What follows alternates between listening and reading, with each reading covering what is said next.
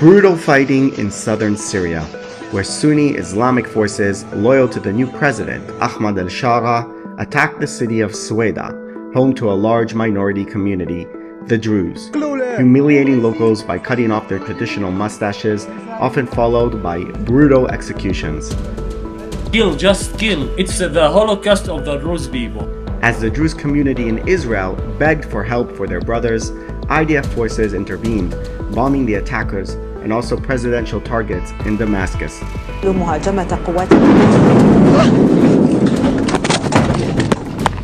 In a flood of emotion, thousands of Druze in Israel tore down the border fence, ignoring army forces and breaking into Syria. So I decided to go to the border and see what the hell is going on. Well, guys, here we are, very close to the Israel-Syria border in the Golan Heights. And there's been some serious action here in the last day or two with the Druze community. That's a minority community that exists here in Israel and also in neighboring Syria that have been trying to cross the border from Israel into Syria. That's pretty crazy because of some massacres that have been occurring inside Syria against the Druze by government-backed forces of the Syrian president, Ahmad al-Shara. So I'm driving up there to the Golan Heights to try to figure out what's going on there on the border. With me is the one and only traveling Klat. What is up? So yeah, we're inside Majd Shams, which is a Druze village that's very close to the border. It's basically the most northernmost community that exists in Israel, in the Golan Heights at least. Their neighbors just across the border. It's actually more so than just being their neighbors.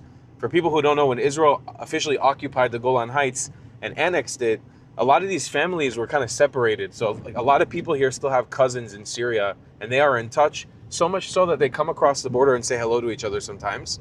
And we're actually going up to the border fence right now, exactly where that was. So yesterday, there were incursions both in and out. There were Druze from Majd Shams breaking into Syria and Syrian Druze breaking into Israel. And oh, I can see that fire. I guess that was the one on Google Maps. It's still kind of burning. And it was a big mess. Actually, I know exactly where we're looking at. I saw the videos from here yesterday. It was a big, big mess and a lot of protests. I had Druze friends of mine who I just got off the phone with who told me they actually were in Syria yesterday. And if we were here 24 hours ago, we could have gone into Syria with them, literally just walking across the border. Yeah, the security forces, the Israeli military and stuff, they didn't know what to do. All of a sudden, there were these thousands of people, Druze, here in northern Israel who wanted to cross into Syria to like help their brethren there, although I don't know what they would do against armed jihadists on the other side. So it's kind of a complex situation. Israel has intervened militarily, bombing some of those Syrian forces that were attacking the Druze at the request of some of the Druze here, who were saying that you have to do something to stop the attacks that are going on there. All right, now it says here, a danger to life military zone, right? Yeah. And by the way, this flag, this is the Druze flag. You see this flag? So we're out of the car and this fence here, this is the border fence. So that's the border fence between Israel and Syria right over here. This other side is Syria. And look at all this burnt area over here. And there's a military... את מפה? ממג'ד שמס? אני יכול לשאול, את יכולה אולי להגיד לי, זה לבלוג שלי, מה בעצם קרה פה אתמול, את יודעת? היה הרבה אנשים אתמול, באו, דרוזים מלמטה. איזה 1,000 אנשים, לא? יותר. יותר מ-1,000? וכולם נכנסו. מה הם ניסו להשיג בזה שהם חוצים? כי זה מסוכן מאוד להם. לעזור לאחים שלהם בלי לסעוד לאחים. כן. הצליחו להעביר עזרה, איזושהי עזרה ל... הכניסו להם, כן, עזרות, כסף, אתה יודע. כן. מה שהם יכולים. איזה מצב, אה? מה זה השריפות האלה שקרו פה? זרקו רימונים, הצבא התחיל לעזור לאנשים שהצטרחו. הצבא עשו את זה? כן, זרקו רימונים שאנשים יתרחקו. זה מרימוני עשן. רימוני עשן. He said all the Druze that broke into Syria and all the refugees are coming to this spot right now. Right. So by the way, this is the Druze flag. I know some people think it looks like the pride flag kind of as it's colorful, but it's not. It's those 5 colors and there's the star in the middle. And you'll see these Druze flags everywhere in northern Israel, all around the place. Shalom. Ma nishma. So yeah, this is the place where a lot of the people, they crossed over. There's like military presence here as well. נוסעת ומביאה כאילו אנשים, אבל זה... יש שם אנשים מהדר גם? המון. יאללה, בוא נלך לשם. טוב. תודה, אחי. תודה לכם. We talked to some of the soldiers here, and they're telling us to go that way to see a better place of like where the border was breached, so to speak. אז יש שם שמה? בטוח. יאללה, בוא נלך. Okay, we're gonna try and meet some Syrian people. So, See you. yes. See you tomorrow. No, he speaks English. Look at See you next it. week, אחי. No, we're coming back. חוזרים. I love you. All right, so we're trying to get to another border point. By the way, these Druze that we're talking with, we spoke with them in Hebrew. So they speak Hebrew with an accent a bit, like not mother tongue, but they speak Hebrew. On the other hand, the people on the other side, in the Syrian side, obviously don't speak Hebrew. So I'm gonna have to flex my Arabic a little bit if we're gonna talk to them and find them. Park up here. Let's get on a walk. Better we be on foot. Maybe we can get a ride into Syria. I'm not joking. So this is the border fence. On the other side, maybe you can see there's some cars and everything from the Druze community that's in Syria that are connected to the people here. A lot of cousins, extended family, and so forth. And that some of them crossed into Israel the other day when the border was basically opened. And of course, none of this would have been possible in the era of Bashar al-Assad, but now Syria is kind of like chaos. And this part of Syria is not totally under control of the new government of Ahmad al-Shara. And some of the armed militants who went into that area, the Druze area of Sueda. Hello, how are you? מה נשמע? מה נשמע? אני יכול לשאול אתכם משהו? חזרתם מחדר. So these guys, they just came back from the Syrian side, from חדר. הייתם שם לילה, יעני. לילה. איך היה לחזור להיות בסוריה? עם המשפחה, עם החברים? Can we go also to Syria? No? It is open on only. One day. Wow. And it's, how do you feel about what's going on in Sueda? Are you hopeful that the situation will be better? Because it's very dangerous for the people there, no? מסוכן לאנשים שם. מה שלא, המצב עכשיו משתפר, אתה חושב? כן, יש רגע. השתפר. וכל זה נוצר מהבלגן שנוצר פה. ישראל עזרו כאילו? עזרו מאוד. עזרו, אתה חושב? זה טוב שיהיה... Yeah, did you see people dying? אתה רוצה שיהיה פתוח, כאילו. עד לחדר, לא יותר. You didn't make it so far. Okay. פתוח עד לחדר. קודם לחדר אחר כך עוברים שלב. לאט לאט. סבבה, אני מקווה גם שיהיה בסדר. שוקרן, תודה רבה, תודה. כן. See, these people, they didn't have chances in the past to go to a place like Khadel because this is a hostile border over here between Syria and Israel. And now the border was just open, so they were able to go and to these villages where they have extended family. And they were like, wow, you saw the experience that they had, how happy they were that they were able to go and see the place. It almost feels like they've been having fun instead of like a massacre going on. Yeah, they had a good experience going there, but obviously if you go deeper into Syria, into Sueda, that's where the conflict is happening with some of these Syrian forces who used to be jihadists, some of them. I mean, the new president of Syria, he was part of Jabhat al-Nusra, which is like an al-Qaeda offshoot, kind of ISIS-like group. A lot of the people there in the government are those type of people. So there's a crowd of people that are approaching this area. Journalists as well come here now, because this is the part of the border that was open. They've patched it up now, made a hole in the fence. They basically tore open a section of the fence, and now it's closed again. So you can't really see the breakthrough anymore. Look at all these people. I don't know, locals here from Majd al-Shams. So there's soldiers patrolling this area. And we saw also at the entrance, we saw Israeli and Druze flags here. And this is a village that a lot of the people consider themselves Syrians for many years. So it's interesting kind of what the process is that's going on over here. This looks like they're reinforcing the fence, no? Yeah, perhaps. So I think there was a breakthrough here. And now look, they're adding some concrete to reinforce the fence. אז היית בכפר? איך זה היה? זה היה פעם ראשונה שלך שם? כן. וואלה. אף פעם לא נכנסתי. מרגש, לא? אחד מהחלומות זה בחיים, כאילו, לראות אותך. הלכת רחוק? לא, רק עד חדר. כולם הגיעו להדר, נכון? אני לא יכול לעבור שם. למה? מכל הבחינות, גם יש צבא ישראלית וגם יש להם שמירה שלהם, כאילו, שלא יתכנסו אליהם. הבנתי. אז רק דרוזים, אז הם נותנים להיכנס כי זה כאילו משפחה. כאילו משפחה, קרובי משפחה, אנשים שאנחנו מכירים, אף פעם לא ראיתי אותם חוץ מהסושיאל מדיה. וואו. זה מאוד מרגש. למה החלטת לחזור? כאילו, אמרו לכם אתם חייבים לחזור, זהו? בשלב מסוים אמרו יותר מדי, חייבים לחזור וכל זה, אבל... וואו. קודם כל נכנסנו לראות המשפחה, זה הקטע שלנו. So they went to see their family that they never got to see because it's a border between Israel and Syria, and now was the first time they can see their cousins, their uncles and everything. יכול להיות מצב כזה בעתיד יותר טוב שזה יהיה פתוח יחסית אני כבר בן 37, אני מקווה כל החיים שלי שיהיה ככה. וואלה. תמיד חולמים שנתכנס ונצא חופשי, שיהיה שלום, שקט, אבל אני לא יודע. הלוואי.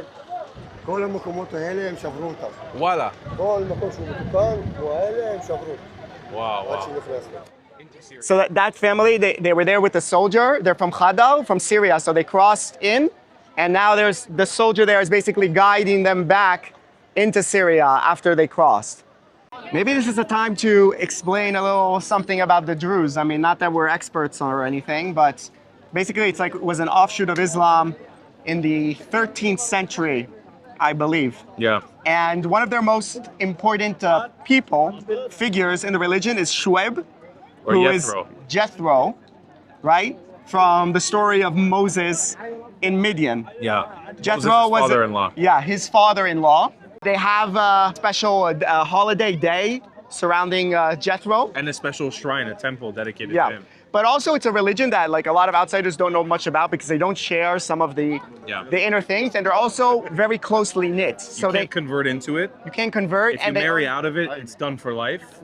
Very, very rare to marry out of it. If you meet a beautiful Druze lady, your chances... And they are very beautiful. Yeah, your chances are close to zero because she's only going to marry another Druze guy.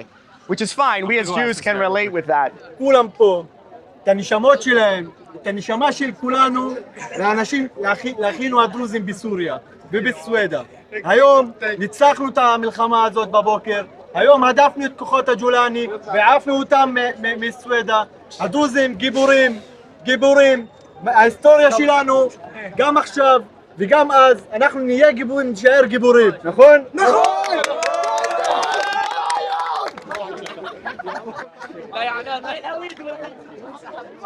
You can see the energy, the spirit is very high right now.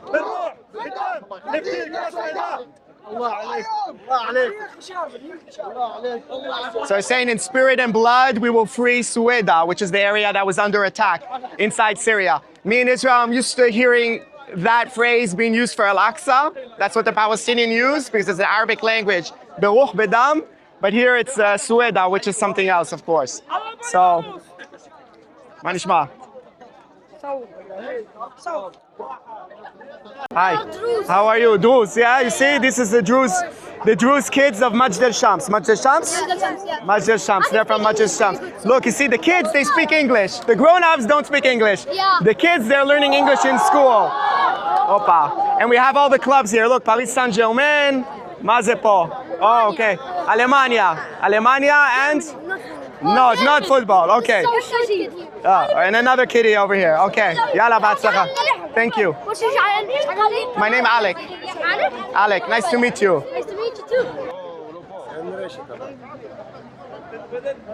After 67, when Israel annexed the Golan Heights, then you had families that were separated here between the Israeli and Syrian side. And this was back in the late 60s, early 70s. A lot of people didn't have long distance phones. You couldn't make phone calls. They certainly didn't have internet. There was no internet. So how would they communicate? They would go to the shouting hill. You would have one person on that side of the hill, the Syrian side, and on the Israeli side, and they would shout to each other. And that's how they were able to communicate, the lost family members, for many, many years until now, modern technology, they can communicate through social media and things like that. The shouting hill, all this area was over here where the border is.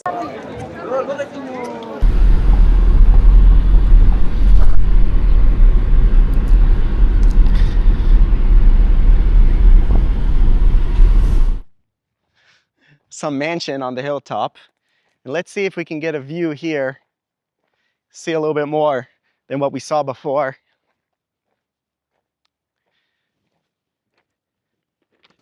So we're gonna go inside a sec.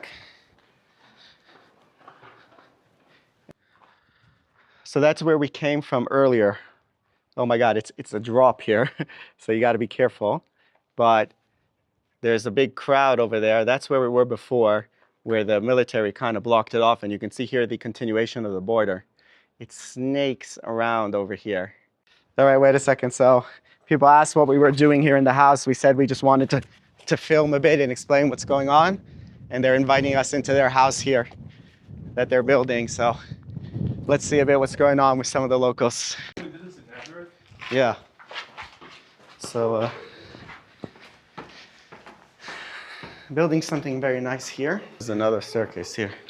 So this is the whole building. I mean, this can't be one house. Surely not.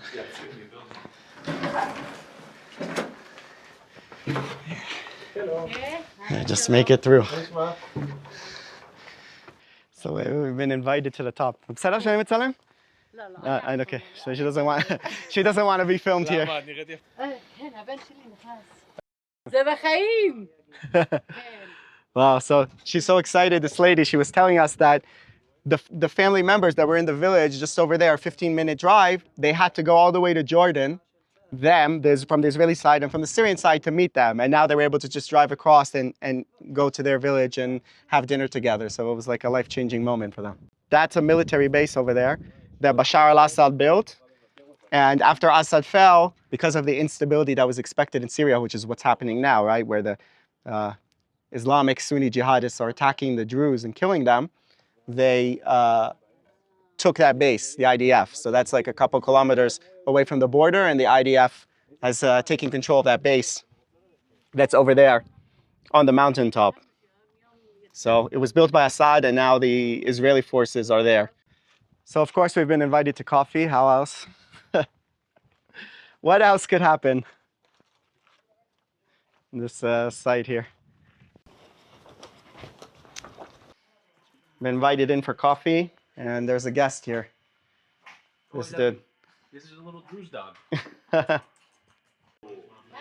היי, תודה שהזמנתם אותנו. הג'יהאדיסטים ניסו הרבה פעמים, 34 פעמים ניסו לכבוש חדר, אבל שם הם גברים. וואלה, הג'יהאדיסטים ניסו לפלוש לחדר בעבר. 34 פעמים. הוא סיפר לי, האיש שבקרתי. ממתי שאסד נפל או גם לפני? לא, לפני. וואלה.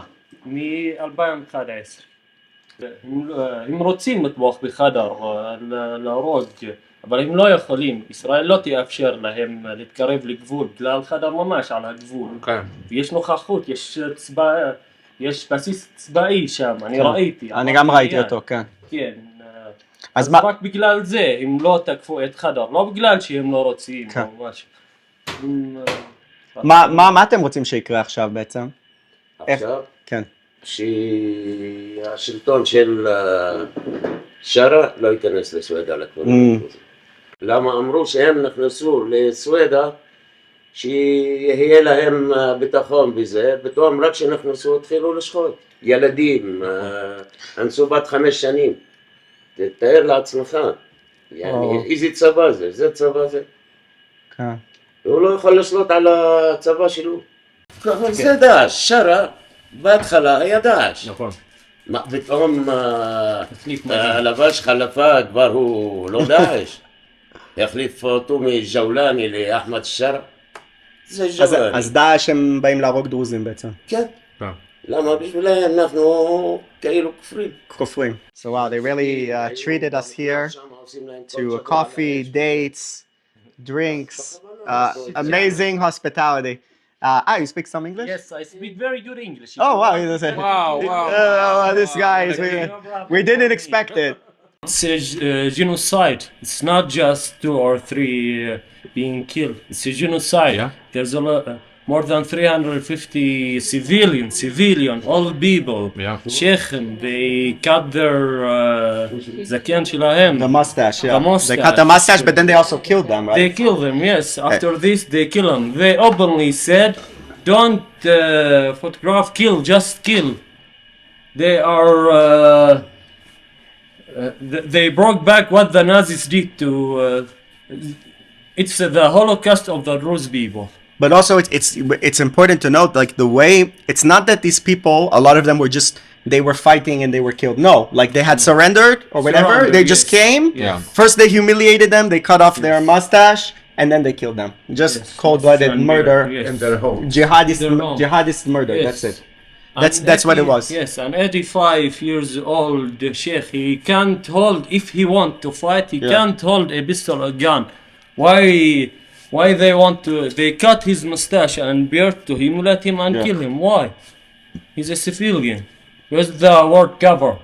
All the media talking about Gaza, just because it's Israel, anti-Semitism. That's the word.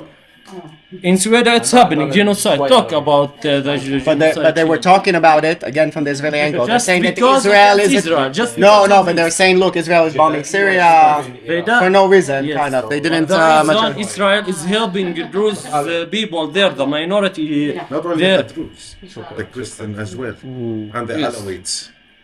But this is the problem And for. even the Sunni from Damascus, 60% of them, they are not jihadist in the mind. Never was. Everyone is against El Shara, but he has the power now, and Turkey is helping him. yes, You're also Druze? yes. Oh wow. Your accent. Where is did you like, learn English? Where did you learn the magnificent. English? You sound like a BBC. Gaming movies. Ah, nice. Right? He sounds like He learned David- by himself. He taught He sounds himself. like the Arab David Attenborough. You need to do a wildlife documentary. But it's hard for Israel because there's also pressure on Israel now from the U.S. particularly to try to reach a normalization agreement with the Shara.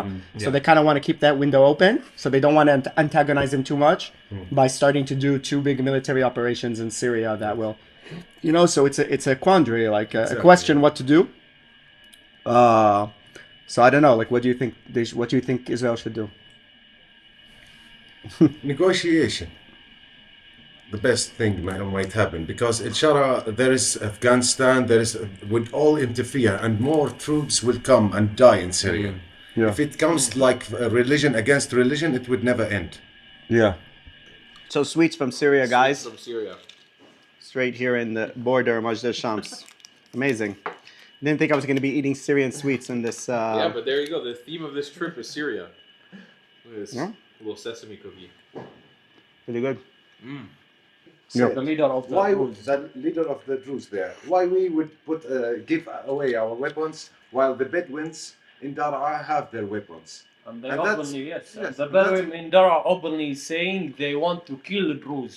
They openly say we want to kill Druze. So basically, the Shara saying, "Oh, give up your weapons, I'll protect you," but they don't trust him that it will happen. Yes, So they because- kept their weapons. Yes, they kept their weapon, and that's good. They keep their weapon. If they didn't have weapon, they can't protect themselves. So Same yes, what, there will as be what a- happens for the Alawites. Yes, that's They it. give up their weapons and now they humiliate them every day. Extremist Islamists, they grew up only kill. When you kill, you go to heaven. They saw us as a way to go to heaven. If they kill me, they go to heaven. That's their religion. Openly, I'll say that's their religion, and they saying this. I am not saying that that's their religion. They say openly that that's what's their belief. He openly said, "I am Israel, Zionist Israeli." Wow. Before 7 of October, I was brainwashed. They are good with the propaganda. Al Jazeera has a very great propaganda. They brainwashed all the Arab people, I say. They know how to make Israel look like a satanic country, and nothing of it is true. They are, look at what's happening in Gaza. Why the world supporting Gaza? Gaza attacked Israel, right? Because of Al Jazeera propaganda, they show that Israeli are the bad people. Israel bombing Gaza, doing genocide. But what happened in 7 October? Who started the war? They forgot what Hamas did to the people living in Israel, in Otef Gaza. They put a child in oven. Who do something like that? It's very horrific. So then, until then, you weren't a citizen of it. You were just a resident, right? A resident. Because that's what happened when Israel annexed Golan. then basically they gave some people a choice to become citizen. But if you don't want to, you don't have to for ideological reason, because people were basically felt that they were Syrian. But now you say that after 7th October, you decided to get. It for me, yes, I saw that Israel is good for me. I work here, I live here, I have rights here. If Israel didn't occupy us and we were in Syria, the massacre would happen to me. Like what happened in Sueda? In Sweden, yes. The same enemy. The jihadists in Hamas are the same the jihadists in Syria now, the Julani. Same ideology, and El Julani openly said, after we conquer Damascus, we are going to Jerusalem. He said there's a lot of interview for him. He's saying this. He's a jihadist. So these guys, they taught me a new word in Arabic, which is hospitality. Yes. Yes, I guess is def and hospitality is istidafa. So we got to say thank you for the hospitality to these guys. Thank you. Shukran, shukran. أهلا وسهلا أهلا أهلاً. وسهلا تشرفنا Charafna, very nice to meet you. תודה רבה, באמת תודה, באמת. Bye. All right, let's go. So we've stopped here a second in the middle of the town just to show you something interesting. This is a playground. And Tal, you were here when a great tragedy happened here. Tell us what happened. Yeah, so around a year ago, the terrorist group Hezbollah, they launched a ballistic missile into the soccer field where kids were playing. Mm-hmm. They murdered 12 kids. You can see a photo of them here. And they injured another 40. Women, children, aunts, uncles. They left it exactly how it is. Oh, this was the You scene. can see the kids' toys that Yeah. were burnt down. Look, And this is a memorial that was set up. you look at all these black kind of flags. I'll tell you what this is very gruesome. These bands were put up Mm-hmm. because there were still pieces of human flesh, of kids' flesh that were stuck to the. Yes. And this is where they demarcated where that was. But the shrapnel reached over here. You can see there's holes there. All the windows here were shattered. It was a big. You mess. see the holes in the wall. And these are the kids who were killed. You see, 27th of July 2024. So Hezbollah, which is the Iranian-backed militia in Lebanon, they bombed this town, which is a Druze town, as we've been saying. They bombed this town and they killed all of these kids that you can see here who were playing in the soccer pitch because they were just aiming randomly at people. See, the kids that were here, they didn't stand a chance. This is a bomb shelter that was built to protect them from this. Ooh, But and look, you can see over here also. The issue is here in Majd al-Shams, they don't have sirens that go off when the rockets hit, because the rockets are literally coming from right over there. They hit, the sirens came on after they hit. So the kids didn't stand a chance. Like there was no, they couldn't have done anything. And they all have electric bikes and buggies and things like that they just left them here. This is a memorial, I guess, the grid memorial, and the fence that was just blown to pieces. It's nice to see that they fixed the pitch, and look, you got kids that are playing again after what happened. So, and by the way, look at the ages. Yeah, this is the ages of the kids: 16, 11, 12, 16, 11, 11, 10. So just kids and teenagers. Yeah. Tal, you were also saying that you've been here before. You didn't have that Israeli flag up here. No, this is new. This is new. Yeah, I mean, everybody knows Majd al-Shams and the Golan Druze have become significantly more Zionist and pro-Israel since October 7th, because a lot of people here have even realized that the Arab world is shitting on them, for lack of better terms. Because they identified as Syrian for many years. That's why they wouldn't get citizenship. Yeah. We were talking to our friend there who said he went and got his citizenship now after. But a lot of people, they were only residents because this was part of Syria until 67. So they were like, okay, we don't know where we want to belong to. But There was now also more people are saying that they want to belong to here. And they just fly the Israeli flag. You'll never see that in an Arab village in Israel. We're now going. Alec, have a little more energy, bro. I'm being serious, come on. We've been out in the sun. A lot's been going on since 6 a.m. But yeah, we're going to Mas'adeh, but first we're going to go to Kuneta border crossing. We know a guy there, and we're going to see if maybe we can I don't know, cross into Syria, or at least kind of see what's going on there with the checkpoint and all that. See what we can find, what's going on. And yeah, we're passing through the Druze villages, the beautiful Druze villages. Take a look at this. The Druze and the Jews. We're not you say Druze, people hear Jews. It's not the same. But we love them, and they're our brothers. But a lot of people don't know who the Druze are, so I hope today you learned something about these wonderful people.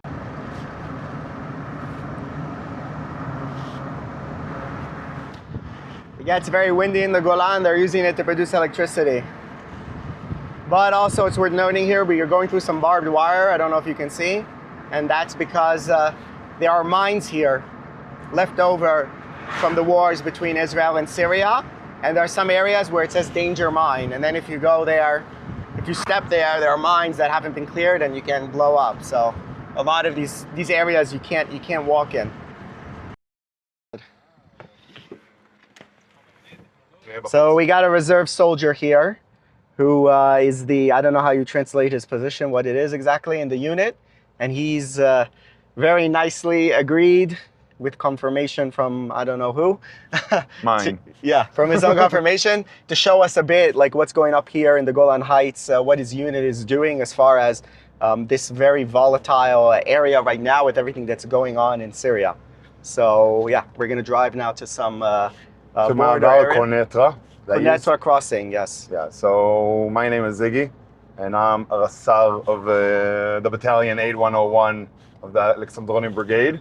On October 7th, I started as a Rassap, and slowly but surely, before we went into Lebanon, Bechitzat Safon, they told me, very good, you did a good job in your Pluga, we need you in the Gdud. And since then, I've been Rassar Gdud. My main position is taking care of all the Orif, and Orif is the rear guard. The rear, the families that we left behind, and we're going to go back once we finish the job and all that. So when you say you were in Lebanon, when the IDF went into Lebanon to when the war with Hezbollah, basically when we responded, because they were bombing us. So there was an accident here. Shit. And someone just...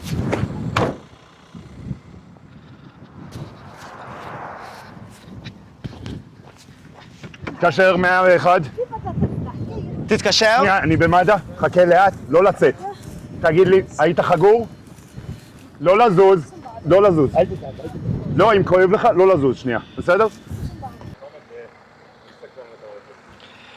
So the impact of what just happened, that's what it caused, and that car went off the rails over there. We were trying to turn left and he tried to overtake us, and that's what happened. Live accident. Bloody hell. Yeah, you heard like the shake hit you? Like this, like my left... Maybe you should have the MADA people take a look at you to see that you didn't get the first aid the other people. guy looks like you got... Man, Yeah. So the car went down that way. It was pretty crazy. Yeah, well, that was... Live accident.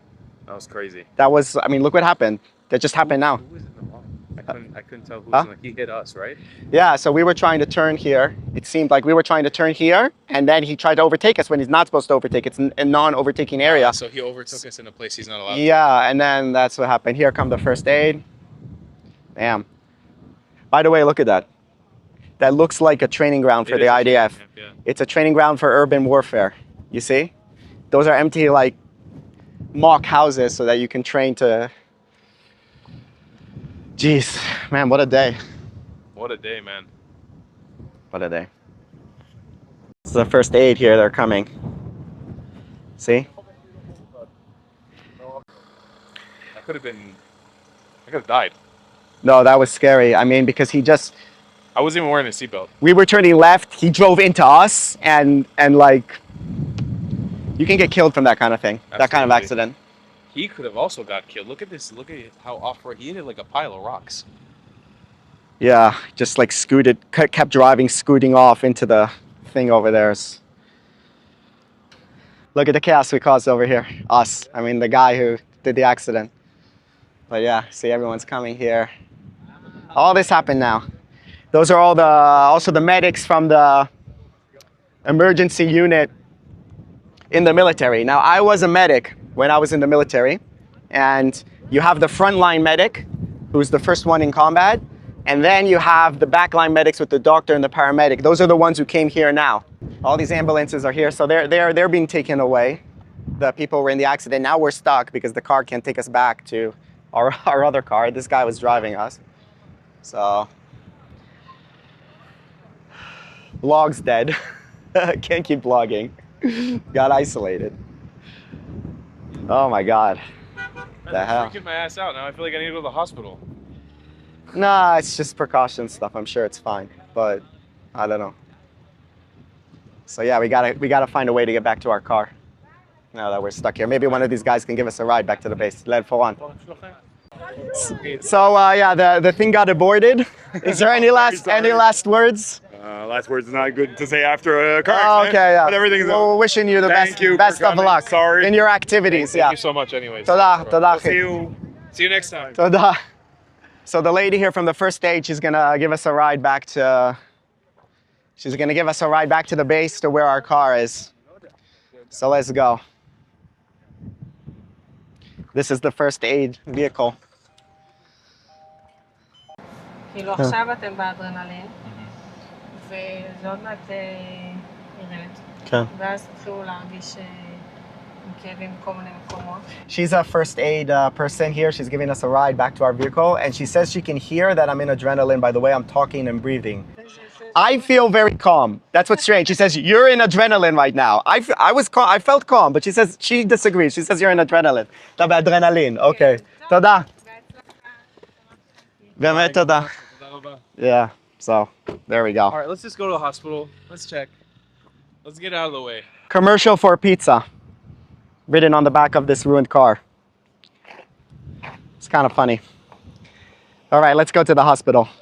That sign literally says no entrance for tanks. Shut.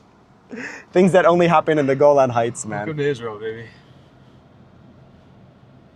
Because it's a firing zone. They train here, but they're like trying to say it's a firing zone, not for tanks though.